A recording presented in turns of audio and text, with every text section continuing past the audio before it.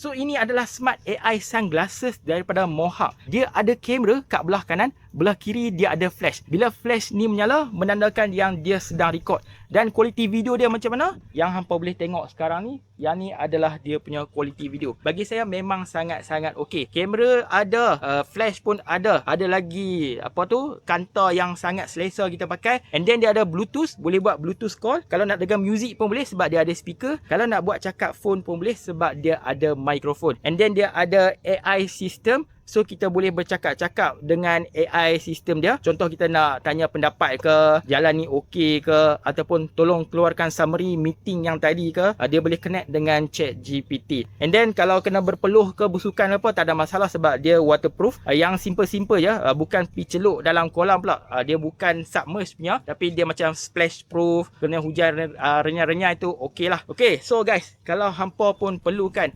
AI smart sunglasses daripada Mohawk ni, hampa dapatkan smart glasses yang ni. Link ada dekat bawah, boleh tekan dan dapatkan sekarang.